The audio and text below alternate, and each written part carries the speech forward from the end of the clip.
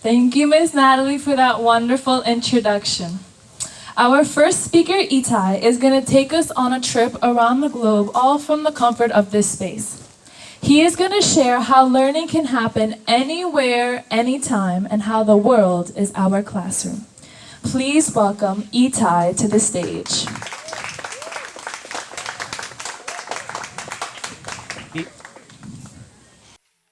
In the last 100 years, a lot of things have changed. Technology, the way we live our daily lives, the things we think about when hiring people.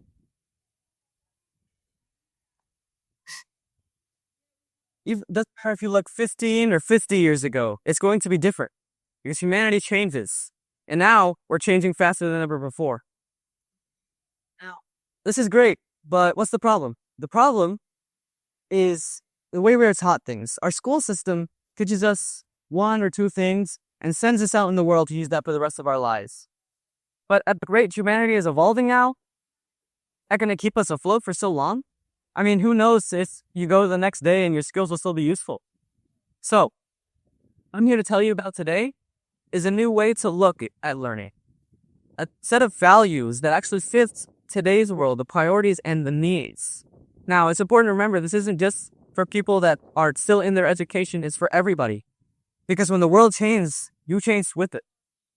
Now, why should you trust me? I haven't even finished my formal education. Who am I to be giving you a new one?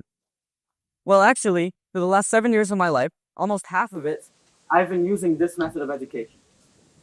Let me explain. Since 2018, 7 years ago, I started traveling full-time with my family. Now, because of this, I couldn't exactly go to any classrooms, so I started homeschool, but not your traditional math books and online classes type of homeschooling. I was left to my own devices to self-direct my learning. Now, this is something we call unschooling in this world, but a better name for it is self-directed learning. Pretty intuitive name. Now, because I was left to my own devices, I was able to explore new kinds of learning and also actually learn from my travels instead of having my nose in a textbook the whole time. Now, by new ways of learning, I don't mean curriculums or teachers online. I mean, like I said, a new set of values, changing the foundation I build my learning on.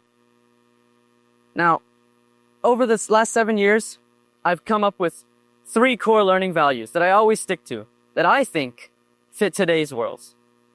Now, these 3 values are agility, flexibility, and the skill behind learning. Now, right now, this seems like just random words to you, so let me take you down the path that I went down to figure out these core values. So, obviously, I came out of the school system not knowing anything. I was new to this world, I didn't know what to learn. And that was my first big roadblock, figuring out what I wanted to learn. Because up to that point, I'd been in the school system for only about 4 years, but I was used to being told exactly what to learn, when to learn it, how to do it, when I'm supposed to be done with it. And even if I didn't like that system very much, I felt stuck without it. I didn't know what to learn at all. So luckily, I would get over this feeling pretty quickly, just in the span of one meal at a restaurant. If one day, we were eating breakfast at a diner, and it was all good, my dad orders the check. And you know how they give you the subtotal, but then there's the 2 lines, there's the tip and the total that you have to calculate. And while my dad was writing down the tip, he said, actually, you usually tip based on a percentage of the bill. And at first I was like, oh wow, that's cool information, I'm gonna use that. But then, I slowly look over to him, my jaw falls open, because at that point I'd been told percentages are something hard. You don't learn that until like 7th grade. And he was over here writing down the tip like it was 2 plus 2. So I look up and I was like, how can you possibly calculate all those numbers just in your head? I thought it was supposed to be difficult. I was like, no, actually, it's very simple. So he started teaching me how to calculate 10%, just like that. And then halving it is 5%. And then you want 20%, you double it. You add those together, you get combinations. And it was really only a 15 or 20-minute lesson. But I started learning a lot. I really understood what percentages were from that point. Now, the moral of the story isn't that you should learn percentages in a restaurant. It's that you can learn anything, anywhere. And once I figured that out, I became a changed man. And I know this sounds like an exaggeration, but really it opened my eyes. Because just being curious is not enough. acting on your curiosity is what matters. And at that point, I realized I could act on my curiosity, and it was a viable option for learning. That right there is agility. Being able to jump from one train to the next of curiosity, just like that. And this is very important for today's world because things change. And if you're curious about something, might as well learn it, because who knows if you're going to need it. And the best way I could put agility, if you're still not understanding, is if the world was a physical embodiment of curiosity, agility is seeing something shiny in the distance and having the ability and will to turn on your heels and run for it like there's no tomorrow. So, there. That's my roadblock. I hopped over it like it was never there. And I started learning whatever I was curious about. But soon I came into my second roadblock. Another pretty big one. What happens when what I'm curious about is a little too complex for me? Don't I need a teacher for that? Somebody who knows what they're talking about? Well, in some cases, yes, I do. But a teacher doesn't mean a classroom. A teacher does not mean doing a test. Actually, let me tell you about the time that I learned my sines and my cosines, basically just out of playing my guitar. So one day, I was playing my guitar, trying to make something sound nice. And it was going well. Suddenly, I play a wrong note. Sucks, but it happens all the time. But this note was special because I was curious about it. I was curious about why this note sounded bad. So, at this point, I followed what I was curious about. I started looking it up on Google. And I wasn't getting much. I was like, why is this note bad? Google told me it's just not in the scale. It's like, okay, so how do you know the scale? It's like, look for the key of the song. Okay, what's the keys to a song? I don't know. So bottom line, Google wasn't helping. It wasn't teaching me what I needed to know, all the information I needed beforehand. So, as a last-ditch effort, I was telling myself, if this didn't work, I would give up. And as a last-ditch effort, I clicked on one of the recommended YouTube videos. And this video, let me tell you guys, I think might have been the best decision of my life. And I know it sounds like an exaggeration, but it's not because of what was in the video. It's what it made me realize. Because I realized I learned way better from videos. On Google, reading articles, I didn't understand a thing. This video, actually, I felt like I was understanding everything I needed to. And I realized, yes, this is a possibility, and I learned much better from this, so why not use it? So I started looking for more videos. And luckily, corporations love keeping you hooked. So I started getting recommended more videos. Either similar styles or similar topics, it didn't matter to me because I was finally learning complex things.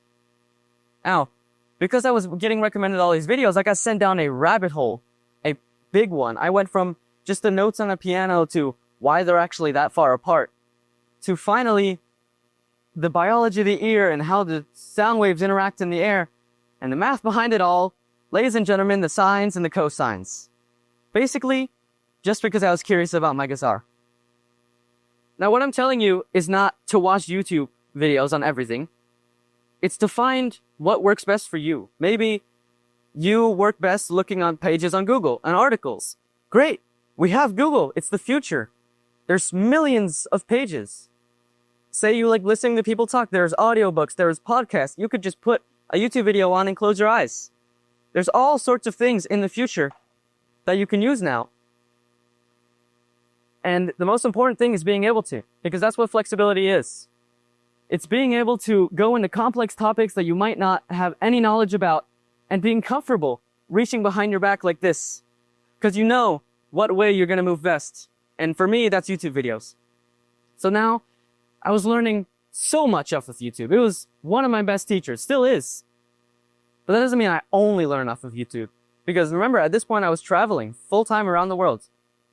So I was able to actually learn from my travels. Just because I had an open mind to actually learn things. Because of my agility and my flexibility, I knew how I wanted to learn things. And I could learn everything I was curious about. For example, in Greece, I was looking at the squiggly lines on the wall. The letters look cool. Have you ever seen the alphabet? It's really cool. So, what I did is started learning what sounds these letters make. Just like that, I looked up some videos, what are the pronunciations, and then all of a sudden, I knew how to read Greek. I didn't know what I was reading because I didn't know the language, but learning how to phonetically read this really helped me in a lot of places. In Texas, I watched a SpaceX rocket launch one day. And as I was watching it go up with all the flames, I was like, how can they possibly put all of that metal up there and keep it up there? So I started looking at rocket propulsion. I went to the SpaceX launch pad itself and learned all about Mars rovers because of a rocket launch that I watched. Even just the act of traveling with an open mind taught me so many things, like being comfortable in new environments and in infrastructure and being comfortable with new languages. And these are things I may need in the future, or maybe I won't. But who knows? Because we're changing fast. Like I said, humanity is is evolving at a rate at the fastest we have ever seen. And what we need to do is, as the world runs faster, we have to run faster with it. We have to keep up. So, as an example, just 2 or 3 years ago, computer science was the top industry. If you got into there, you were set. Just a couple of years later, 80% of those jobs are gone. Just because of AI and all sorts of things and how easy it is to hire people now. And people were really into computer science. They got into schools. They spent money getting into this, and they didn't even get into the fields and start getting paid before this. And now they're in debt. They have no way to pay it off, and they have these computer science skills and no way to use them. So this doesn't mean you shouldn't learn things for a job. It's that you shouldn't only learn things for a job. You need to learn whatever. And by that, like I said, the world is moving fast. Who knows what you are going to use? I learned a little bit of programming myself. But when ChatGPT came out and I learned, okay, it can code better than I can, I wasn't angry. I wasn't frustrated. I didn't give up on coding because this was a new possibility. I was excited about it. It is a technology that has so many uses. So instead of throwing it aside, I started learning about it. And I already knew how we would learn best off of YouTube videos and learning how it works. So this is in part the skill of learning, because learning is a skill. It is something you have to train over time. But luckily, you do it all the time. You can learn how to learn just by learning. Wendy. So where am I getting at? I'm giving you all of these things. You know, agility, flexibility, skill of learning. Why are they important? Why should you use them? Basically, all I'm saying is learn whatever you want and learn everything you want. So, with this information, the real question is, will you continue to strive for an A in a system that prioritizes just the what's, the pure information, or will you actually learn how? Thank you very much.